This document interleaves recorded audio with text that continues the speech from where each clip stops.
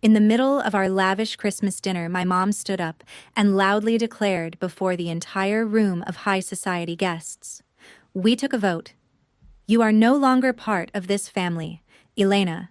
10 years of doing low-class manual grunt work in war zones has rotted your brain with PTSD madness. Step out of this house right now and check yourself into a mental asylum. The insult plunged like a serrated bayonet into my chest. I had sacrificed 10 years of my youth draining my officer pay and bleeding in combat zones to pay for my brother's college degree and finance my mom's aristocratic facade. Yet there they sat smirking triumphantly alongside my sister-in-law, treating me like garbage in my own home. Dressed in my immaculate army captain dress uniform, I kept my breathing steady, smiled coldly, and slid a thick manila folder across the oak table. "Here is your parting gift, Mother," I commanded. She flipped it open haughtily. A split second later, her arrogant smirk vanished. My mom's eyes bulged in terror, and she let out a blood-curdling scream when she saw her $12,000 debt account, frozen solid, attached to an absolute 30-day legal eviction notice. Before I reveal how I orchestrated this unstoppable legal strike against my own family, take a moment to like this video and let me know in the comments where you are watching from and what time it is right now. Do not go anywhere, because to understand why my own blood betrayed me on Christmas, we must rewind to the dinner table where they first spat upon my military uniform. Standing in the frozen silence of that Christmas dinner, after dropping my eviction bomb, my right hand gripped the cold metal of a silver fork.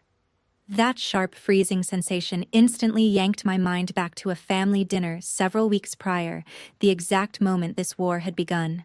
I was sitting at the head of the solid oak table, the very table my late dad, Sergeant Robert Wilson, had built with his own calloused hands. I had just returned from a 10-year deployment bearing physical scars from harsh combat zones, expecting basic human warmth and reintegration into my family. 10 years. That is 3,650 days of sleeping on concrete and cots, eating ration packs in scorching heat, watching fellow soldiers get loaded onto medical helicopters. I had wired home $45,000 in deployment pay during that decade, every penny earmarked for my brother's college tuition and the mortgage on this very house. I walked through that front door carrying a duffel bag and a Silver Star commendation, expecting at least a handshake. Instead, the atmosphere hung suffocatingly thick with hostility and the oily smell of roasted garlic. My mom and brother stared across the plates at my green dress uniform with naked disgust. Not a single word of welcome, not a glass raised. To them, military service was coarse manual grunt work beneath their country club aspirations. My brother stood looming over the plates, his face flushed red with unearned arrogance, waving his arms like an entitled landlord demanding rent from a trespasser. My sister-in-law sat opposite me, scrolling through Instagram on her glowing smartphone, her manicured nails tapping a sharp metallic rhythm against my dad's oak wood. My brother slammed his open palm onto the table, making the silverware rattle. "Elena, this family needs money. This old house is rotting by the day. You can't just hoard your officer's salary and combat pay while we suffer stuck in this country dump," he barked. I did not flinch or raise my voice.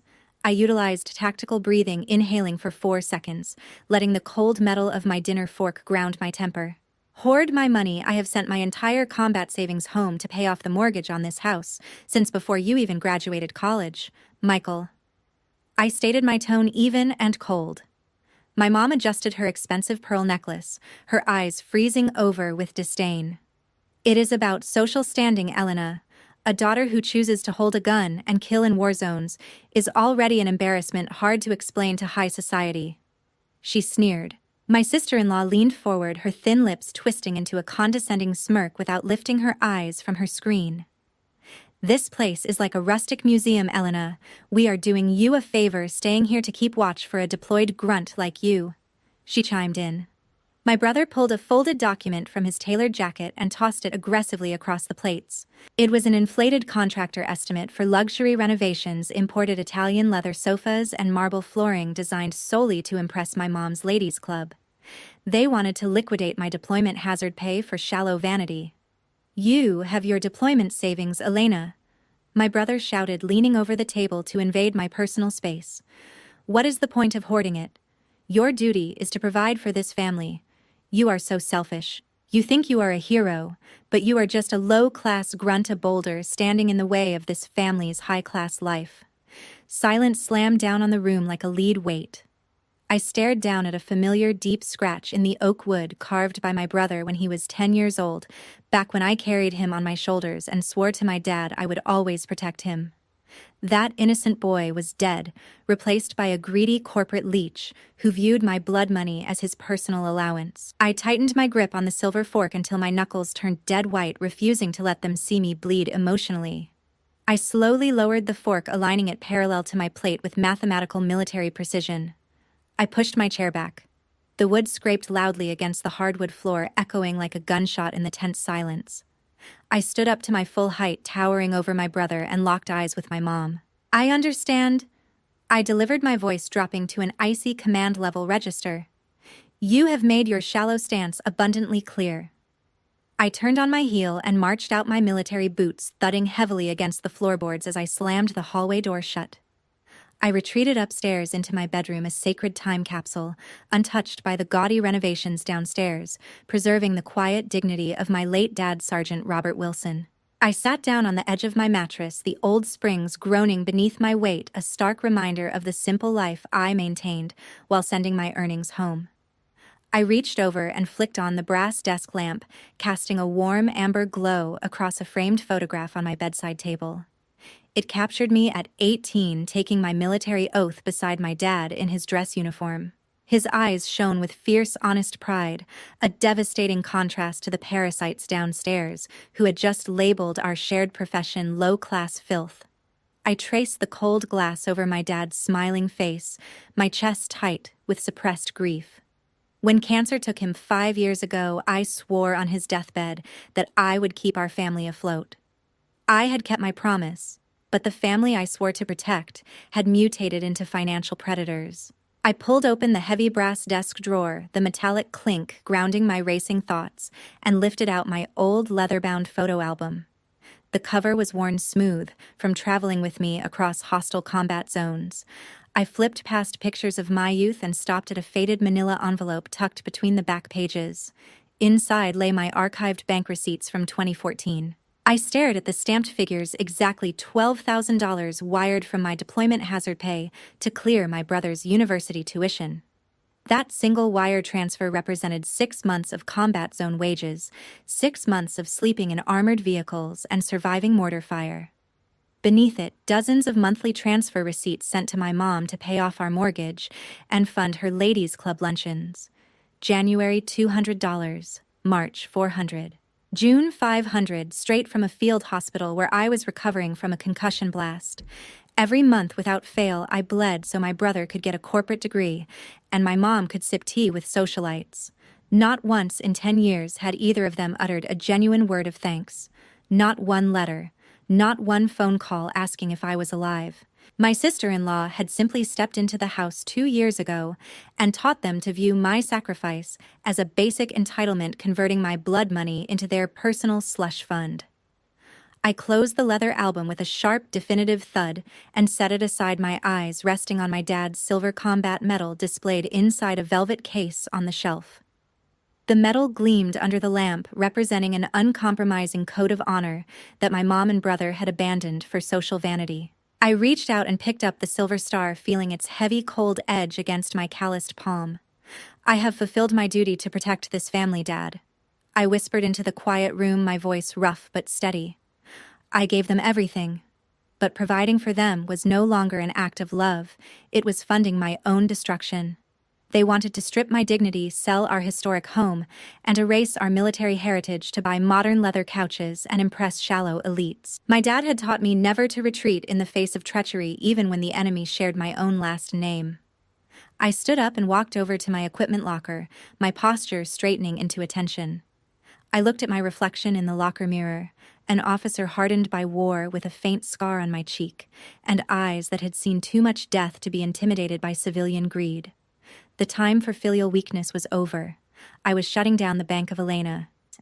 I reached into my uniform pocket and pulled out my smartphone, my thumb hovering over the contact number of my former commanding officer, Colonel Thomas Miller, a senior judge advocate general officer who understood the brutality of betrayal. I tapped the screen and initiated the encrypted call. I was no longer a grieving daughter or an exploited sister trying to buy love. I was an army captain preparing the logistical framework for a total, uncompromising counter-offensive against internal domestic enemies. The old oak bar smelled heavily of aged bourbon, stale tobacco, and worn vinyl, a gritty sanctuary away from the fake glamour of my mom's high society circle. I sat in a dimly lit corner booth, my back straight against the cracked leather, holding a glass of amber bourbon. Opposite me sat Colonel Thomas Miller, his rugged frame leaning over the table, a faded military jacket hanging over his chair.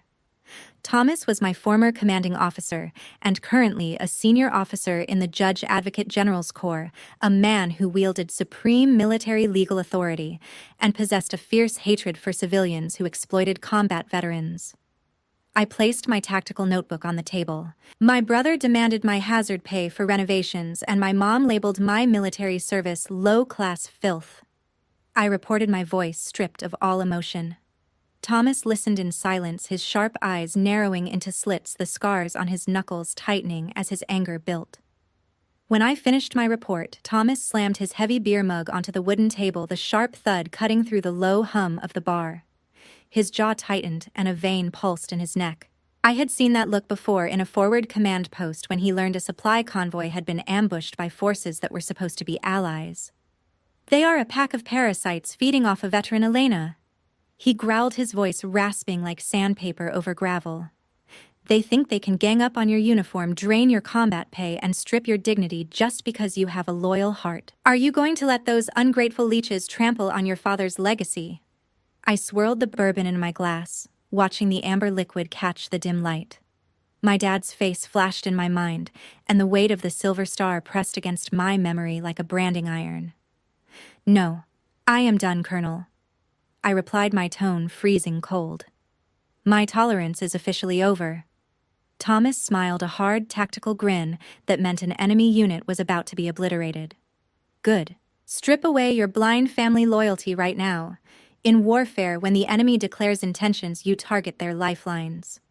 I leaned forward, resting my forearms on the table, shifting my mindset entirely into operations command. My brother was an arrogant corporate climber who relied on credit to fund his white-collar illusion. My sister-in-law was a vanity-driven mercenary addicted to lifestyle spending she could not afford. My mom was obsessed with her fragile standing in the ladies' club. Every counterstrike must be 100% legal and surgically precise. I stated, locking eyes with my commander. "We hit their financial lifelines and their social vanity." Thomas nodded approvingly, leaning back into his creaking chair. "That is the logistics officer. I remember checking every supply line and map coordinate. I am connecting you with the sharpest veteran rights legal network in Chicago. With JAG oversight, we will lock your assets in a vault they can never breach." I reached into my uniform jacket and pulled out my small green tactical reconnaissance notebook. I clicked my pen and opened to a fresh, clean page. With deliberate, heavy strokes, I wrote 2 words in block letters: bank accounts. My brother's financial life was a house of cards built on my deployment allotments. I had seen the unopened past due notices stacked on the kitchen counter. I knew my sister-in-law panicked whenever a card reader beeped twice. That was my primary target. "You are more lethal than I gave you credit for," Captain Thomas said, raising his beer mug in a salute. "To military discipline and cold justice." I tapped my bourbon glass against his mug without taking a sip. "To an uncompromising counteroffensive," I affirmed. As an old military march played on the jukebox in the background, I closed my notebook, ready to conduct midnight reconnaissance inside enemy territory. Hours after the house plunged into dead silence following that abusive dinner, I initiated my intelligence sweep. Moving with the silent precision of a night reconnaissance operative, I slipped out of my bedroom and descended the staircase. My tactical boots made zero sound against the old wooden steps. I entered the kitchen and activated the low-lumen tactical LED on my phone, casting a razor-sharp beam across the dining table. The oak table was strewn with a chaotic mess of discarded shopping bags, unopened bank envelopes, and crumpled receipts.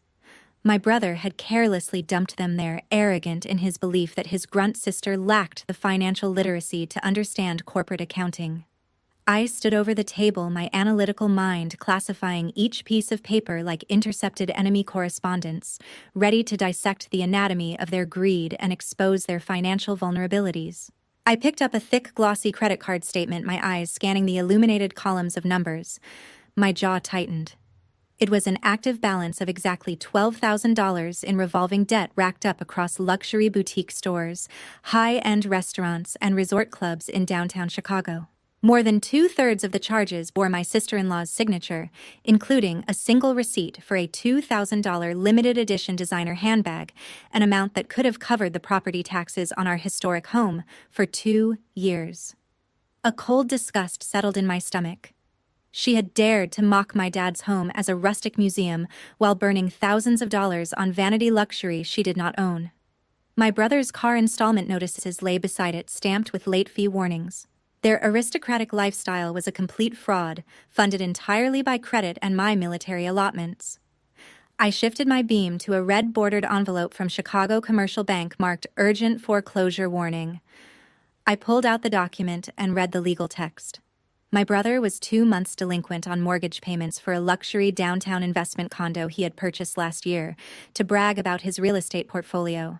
He had never made a single honest payment on that property.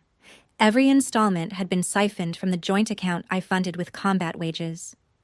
But the true bombshell lay on the signature line at the bottom of the page. I stared at the ink, my blood turning to ice.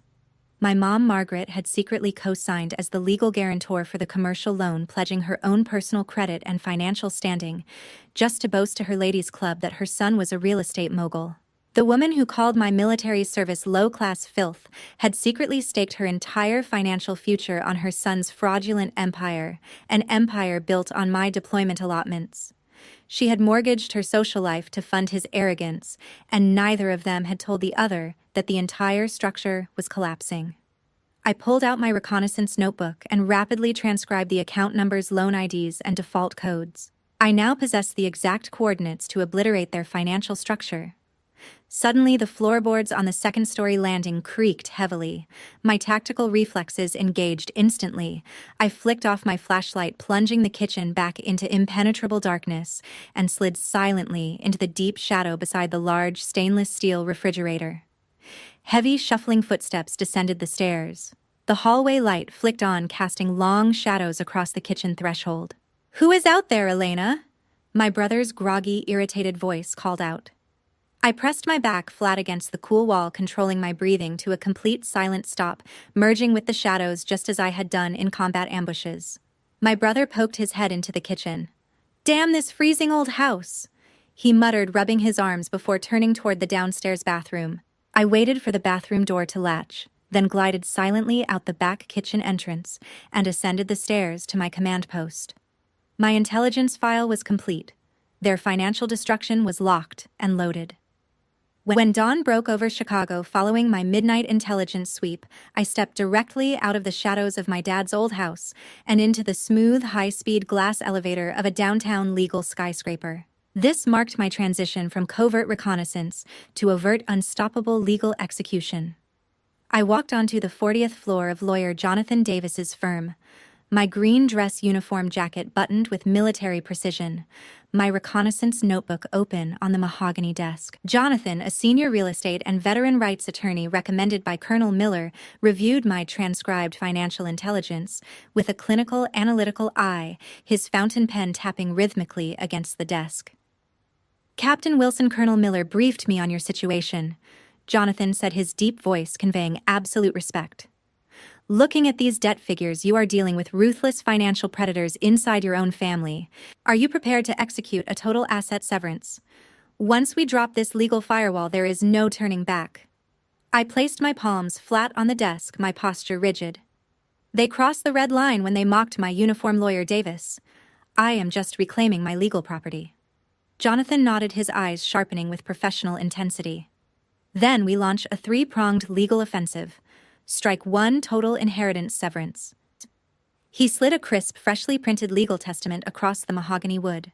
It was a comprehensive last will and testament drafted under strict military legal security protocols. It explicitly revoked all previous wills and disinherited my mom, Margaret, my brother Michael, and my sister-in-law Emily completely. In their place, it designated the Army Wounded Warrior and Veteran Support Fund as the sole unconditional beneficiary of my entire estate, including my life insurance, death benefits, and liquid assets. Not a single cent would ever feed their vanity.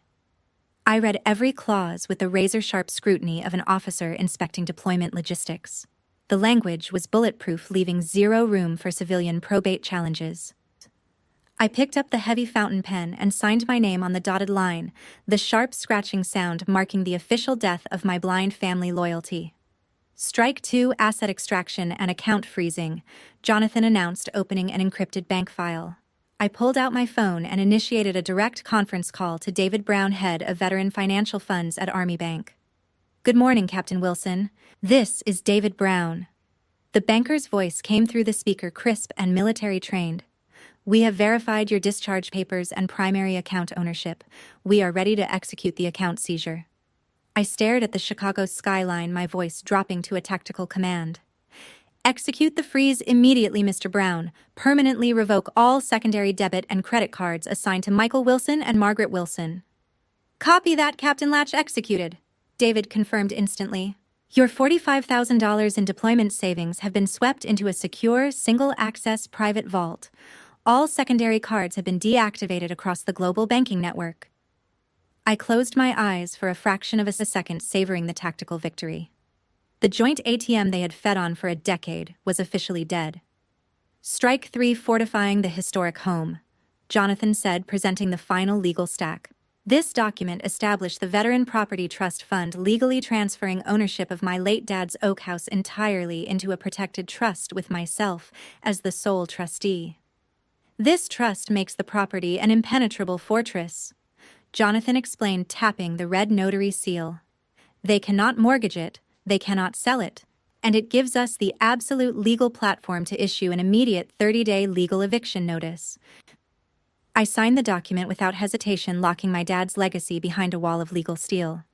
As Jonathan gathered the papers into a thick manila folder, my phone vibrated violently on the desk. 3 consecutive missed calls and frantic text messages from my brother flashed across the screen. His credit card had just been rejected at a store. I picked up my jacket, ignored his call, and walked out of the office. Let them panic. My trap was set. That evening, I stood concealed in the deep shadows of the kitchen hallway, looking through the cracked door into the living room. The large television flickered, casting erratic blue light over a scene of total domestic chaos. My brother paced the hardwood floor like a trapped animal, sweating profusely, gripping his phone as if his life depended on it. On the leather sofa, my sister-in-law sat rigidly while my mom clutched her teacup, her face pale with stress. I held my phone in my hand, the high-definition audio recorder running silently, capturing every desperate gasp and angry shout. "Mom, Emily, did you see this?" My brother yelled, his voice cracking with humiliation. "The joint account is completely frozen. I took a client to a luxury restaurant today and tried to pay my car installment, but the card was declined in front of everyone. The bank guy with that arrogant military attitude said the account was frozen permanently by the primary owner. It is, Elena." My mom slammed her teacup onto the table, her aristocratic mask slipping to reveal ugly, raw entitlement. "What? How dare she freeze it? I promised to sponsor the Ladies' Club charity gala next week," she raged. My sister-in-law leaned forward, her eyes glittering with a poisonous, calculating light. If she is going to hoard her deployment money and treat this house like her personal museum, then we need to remove her." Emily hissed, her voice dripping with venom. "We cannot let a low-class grunt ruin our lifestyle. We need to sell this house to pay off our $12,000 credit card debt and save Michael's condo." My brother stopped pacing, wringing his hands. "But how? She legally owns the house. She is an Army officer, stubborn as hell." Emily smiled, a cold, terrifying smirk. "We will hire lawyer Robert Taylor. He specializes in shady medical and corporate filings. We will use her combat records to fake a medical file claiming she has severe PTSD, is violently unstable, and mentally incompetent." I pressed my shoulder against the doorframe, my heart hammering against my ribs as the sheer depravity of their plan washed over me. They were not just greedy, they were criminally evil. My mom's eyes lit up with malicious joy, clinking her teacup against her saucer in eager approval. "A brilliant idea, Emily," my mom declared, her voice devoid of maternal instinct. "We will play the noble suffering family dealing with a war-crazed daughter. We will petition the court to strip her civil rights and lock her in a cheap mental asylum in the suburbs for guardianship. Then, as her next of kin, we will take legal control of her estate, sell this house to pay off our $12,000 credit card debt, and seize her $45,000 in discharge savings. That is justice for our family." My brother grinned, his cowardice evaporating into greed. "Lawyer Robert Taylor will handle the fake papers," Michael agreed eagerly. "When everyone believes she is crazy from PTSD, signing the guardianship papers will be a piece of cake." The artificial laugh track from the television blared in the background, a grotesque commentary on the horrific conspiracy unfolding in my living room. They planned to weaponize my honorable service scars, painting me as a lunatic to steal my home and savings. The same scars that my combat brothers earned medals for, the same trauma that my unit chaplain helped me process with honor. These parasites wanted to twist into a weapon to lock me in a psychiatric ward and steal everything I owned. My internal rage burned at 1,000 degrees, but my military training kept my physical shell frozen like ice. I looked at my phone screen. The recording timer ticked forward steadily, capturing every single word, name, and criminal intention with crystal-clear digital clarity. 14 minutes and 37 seconds of uninterrupted criminal conspiracy recorded in high definition. I pressed the save button, locking the audio file behind biometric security, and immediately uploaded a backup copy to an encrypted cloud vault that Colonel Miller had helped me configure. They thought they were hunting a vulnerable, unstable veteran. They had just handed me a digital warhead that would destroy their standing in high society and send their corrupt lawyer to prison. I stepped backward into the silent kitchen, my boots making zero sound, and ascended the stairs to my room. I sat on the edge of my bed, opened my reconnaissance notebook, and wrote a single line beneath the words, "Bank accounts, Christmas Eve." The execution date was set. On Christmas Eve, the historic old oak house was decorated in suffocating, ostentatious luxury. Glittering garlands draped the walls, expensive scented candles burned on mantels, and the long oak table groaned under gourmet seafood, roasted meats, and imported wine. My mom, Margaret, wore an elegant black velvet evening gown, greeting high society guests, members of the Ladies' Club, wealthy real estate investors, and pretentious relatives with an artificial, aristocratic smile. My brother wore a tailored suit, boasting loudly about his real estate investments, while my sister-in-law flaunted a satin dress and pearl jewelry. I sat silently at the head of the table, dressed in my full Army captain dress uniform. My brass buttons gleamed under the chandelier, and my deployment ribbon sat proudly on my chest, an unshakable fortress of military honor amidst their shallow masquerade. At exactly 8 o'clock in the evening, as champagne glasses clinked, the front doors swung open. Corrupt lawyer Robert Taylor stepped into the dining room, carrying a leather briefcase, his face plastered with a sickeningly false, sanctimonious grin. My mom immediately tapped her silver fork against her crystal wine glass, commanding the room's attention, and squeezed out a fake tear. "Ladies and gentlemen, family," she announced, her voice trembling with theatrical grief. "Tonight should be a celebration, but my heart is broken. My daughter Elena has returned from war with severe PTSD madness. She is violently unstable and a danger to herself. We must commit her to St. Jude Psychiatric Center." A gasp echoed through the dining room. Socialites whispered in shock, while my sister-in-law patted my mom's shoulder with mock sympathy. Lawyer Robert Taylor stepped forward, pulling a red-stamped folder from his briefcase. "I represent the Wilson family," Taylor declared authoritatively. He pulled out a pen. "This is the drafted petition for medical guardianship. Once you sign these affidavits claiming Captain Wilson is violently unstable, I will file them with the judge tomorrow to strip her assets." My brother smirked at me from across the table, expecting me to break down in hysterical rage. Instead, I calmly placed my linen napkin on the table, stood straight up to my full height, and fixed Taylor with an icy, penetrating stare. "Lawyer Taylor, you are using forged medical files to strip the civil rights of an Army captain. I commanded, my voice ringing out like a bronze bell across the silent room. That is a severe federal crime. Taylor sneered, stammering, "You are paranoid. These documents are official." Right at that second, Colonel Thomas Miller and lawyer Jonathan Davis stepped out from the adjacent parlor. Thomas radiated overwhelming military authority. "I am Colonel Miller, Army JAG Corps," Thomas stated coldly. "Army Medical Command has already verified Captain Wilson is in peak mental health. Hand over that folder." Lawyer Davis is submitting those fraudulent drafts directly to the Illinois Bar Association. You are looking at permanent disbarment. Taylor's face turned the color of cold ash. The leather briefcase slipped from his trembling hands and crashed onto the hardwood floor. He stumbled backward, sweating profusely in panic. My mom and brother stood frozen in abject terror, their arrogant confidence shattering into pieces before the entire Chicago elite. "No, that is impossible. We are her family. We have rights." My brother shrieked, his voice cracking in desperation. I smiled, a cold, calculated military grin, and raised a small black remote control in my right hand. Every eye in the dining room locked onto that device. I pressed the play button, routing my saved digital audio file directly into the surround sound speaker system my brother had bought with my deployment savings. The room went silent. Then my mom's hateful voice echoed off the chandelier, amplified through every speaker in the house. "I have tolerated her low-class military trade for years. She is arrogant, thinking she owns this house." A gasp rippled through the seated guests. Several ladies' club members turned to stare at Margaret, their mouths falling open. Then came Emily's poisonous plot, her voice dripping with unmistakable venom through the crystal-clear recording. "We will use her combat records to fake a medical file claiming she has severe PTSD. Lock her in a cheap mental asylum and sell this house." The color drained from every face in the room. My sister-in-law grabbed the edge of the table, her knuckles white, her satin dress suddenly looking like a costume on a criminal. Finally, my brother's greedy laugh boomed through the speakers, filling every corner of the room.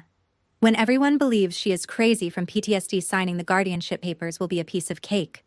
The dining room exploded into utter chaos and moral revulsion. Ladies' club matriarchs dropped their champagne glasses, staring at my mom with open, unadulterated disgust as if she were a sewer rat. One elderly socialite grabbed her fur coat. "I will never set foot in this house of liars again," she declared, marching toward the exit. Relatives shook their heads in horror, openly cursing the evil trio. My sister-in-law pressed herself against the wall, trying to disappear behind the Christmas garlands, her Instagram-perfect composure shattered beyond repair. My mom stumbled backward into the dessert table, knocking over crystal bowls, her aristocratic facade ripped to shreds in front of the society she worshipped. Her black velvet gown was splattered with raspberry mousse, and she did not even notice. To execute my final mandate, I stepped forward around the oak table, taking the red-stamped legal documents directly from lawyer Jonathan Davis.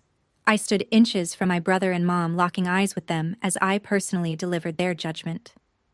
"Margaret Michael," I commanded, slapping the legal stack directly onto my brother's chest. "My will is changed. You are permanently disinherited. Furthermore, the joint account is frozen. Michael's investment condo has been issued a formal notice of default, and the commercial bank is filing for guarantor asset garnishment against Margaret." I tapped the top document with a cold, rhythmic strike of my index finger. "This is an absolute 30-day legal eviction notice. You have exactly 30 days to pack your personal items and get out of my house forever." My brother collapsed into his chair, clutching his head, sobbing in despair as his fake world vaporized. My mom sank to her knees beside the dessert table, her pearl necklace swinging, her mouth opening and closing without sound. Colonel Miller stood behind me, his arms crossed over his JAG uniform, a living wall of military authority, ensuring no one dared challenge the verdict. My counteroffensive was total, legal, and absolute.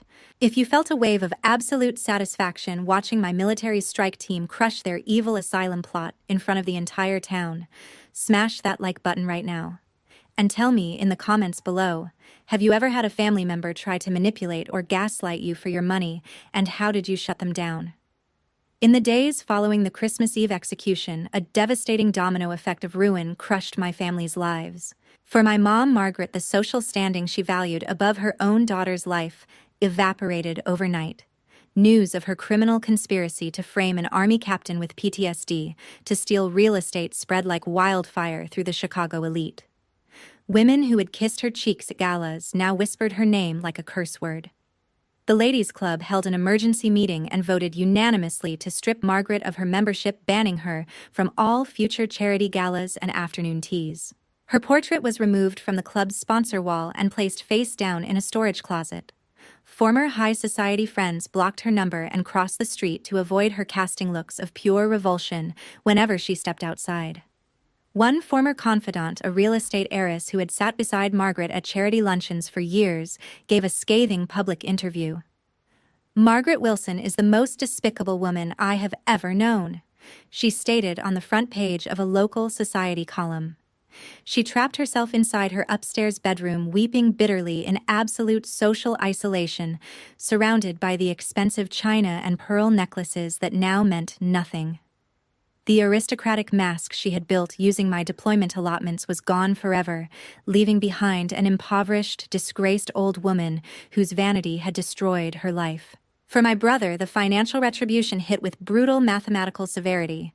Cut off from my $45,000 in savings and monthly allotments, his white-collar corporate illusion collapsed in days. Chicago Commercial Bank accelerated the default on his downtown investment condo, freezing his equity and initiating formal foreclosure proceedings. 3 days later, while he was at his corporate office, a repo team arrived and hoisted his financed luxury sedan onto a tow truck right in front of his staring coworkers, leaving him utterly humiliated. Debt collection agencies bombarded his phone day and night, demanding immediate settlement for the $12,000 in revolving credit card debt that he and his wife had accumulated. He was transformed from an arrogant corporate climber into a drowning debtor, hunted by the very financial systems he had tried to manipulate. As my brother plunged into financial bankruptcy, my sister-in-law Emily revealed her true ruthless mercenary nature. She showed zero loyalty or marital support. The exact second she realized Michael was penniless, stripped of his joint ATM access and facing eviction from our historic home, she discarded him like broken trash. Standing on the second-floor balcony, I watched Emily aggressively loading her designer luggage, bought with defaulted credit cards, into the trunk of a waiting yellow taxi. "Where are you going, Emily? We have to get through this together," my brother begged, chasing after her across the driveway, looking pathetic and hollow. Emily jerked her arm away, her face twisting with raw, unadulterated contempt. "Get through what with you, a useless broke loser who lived off his sister's money and could not even keep it," she screamed. "I married you because I thought you had wealth, a luxury condo and high society. Now you are just a dirt-poor beggar drowning in debt and about to live under a bridge. Do not ever look for me again. My lawyer is filing for divorce." The taxi sped away, leaving my brother standing alone in the driveway, abandoned by the woman for whom he had betrayed his own blood. He stood there for a long time, his tailored suit wrinkled, his hands hanging limp at his sides. The man who had called me a low-class grunt now had no car, no condo, no wife, and no credit line. Exactly 30 days after the Christmas judgment, the legal eviction deadline expired. I stood by the front door in my dress uniform, deployment ribbons lined across my chest, shoulders squared, watching lawyer Jonathan Davis and a private security contractor supervise their departure to ensure no historic fixtures were stolen. My mom and brother dragged their cheap plastic suitcases across the threshold of the old oak house for the last time. My mom paused at the door, her eyes red and swollen, and opened her mouth as if to speak. I held up one hand palm flat and shook my head once. There was nothing left to say. There were no luxury cars or high society friends to help them. They walked down the front steps, heads bowed in humiliation, pulling their rolling luggage toward a city bus stop. They were relocating to a cramped, dingy slum apartment in a dangerous suburban neighborhood, forced to find manual labor just to survive. Their greed had cost them a debt-free home and a lifetime of love, sentencing them to a permanent prison of poverty. I stood on the front porch of the old oak house, my green dress uniform shoulders squared, watching the distant figures of my mom and brother disappear around the street corner. There was no anger left in my chest, no lingering sting of betrayal, and absolutely zero regret. The toxic parasitic roots that had drained my life savings and youth for a decade were completely severed by surgical military law. When I stepped back inside and closed the heavy oak door, snapping the brass deadbolt shut, the house felt profoundly different. The oppressive silence of deception was gone, replaced by the peaceful, sturdy resonance of a true sanctuary. I opened the windows to flush out the stale remnants of cheap perfume and aristocratic pretense. The home was officially mind-cleansed and restored to its honorable roots. I walked into the living room with a cloth and lemon wax, polishing the historic oak cabinet until the wood grain shone with renewed life. I took my late dad's framed photograph, the one of Sergeant Robert Wilson in his uniform, and as I lifted it from the shelf, a small folded piece of paper slipped out from behind the frame and landed on the floor. I picked it up and unfolded it carefully. My dad's handwriting, blocky and deliberate like mine, filled the yellowed paper. It was a note he had tucked there years ago, addressed to no one in particular. It read, "This house was built with honest hands. Protect it." My throat tightened. I placed the note back behind the frame and set the photograph squarely in the center of the highest shelf, directly beside his gleaming silver star and my own deployment ribbons. His honest, upright smile looked out over the room, no longer obscured by vanity or ungrateful noise. "We kept the house, Dad," I said aloud, a genuine, peaceful smile breaking across my face for the first time in years. "Your legacy is completely secured." The house was no longer a battlefield or an ATM for corporate climbers. It stood as a monument to hard work, military discipline, and honorable sacrifice. That evening, a golden birchwood fire crackled merrily in the brick hearth, casting warm, dancing light across the polished oak floorboards. The dining table where days ago parasites had plotted my destruction was now surrounded by genuine warmth and hearty laughter. I hosted a housewarming feast for Colonel Thomas Miller, lawyer Jonathan Davis, and half a dozen of my combat brothers in arms who had served with me overseas. We passed around roasted meats and hearty stews, sharing stories of deployment, survival, and camaraderie. Colonel Miller stood up, raising a frosted mug of barley ale toward the chandelier, his rugged face beaming with pride. "Captain Wilson, you commanded a brilliant house-cleaning operation," Thomas toasted, his voice ringing with affection. "Welcome, truly home soldier."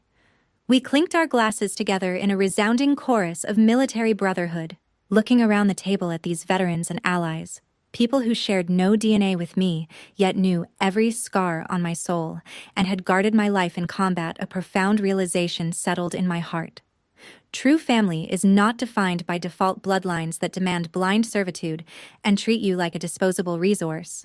True family is defined by integrity, mutual respect, and unshakable loyalty during life's hardest battles. I leaned back in my dad's oak chair, taking a quiet sip of aged bourbon, feeling an absolute, unbreakable sense of freedom. The scars of my past were healed, my fortress was secure, and I stepped forward into a strong, proud new life as Captain Elena Wilson. If you believe that true family is built on mutual respect and integrity, rather than just DNA, please take a second to like this video and subscribe to the channel for more powerful stories of overcoming betrayal. And share your own story in the comments. Who is the chosen family in your life that stood by you during your hardest times?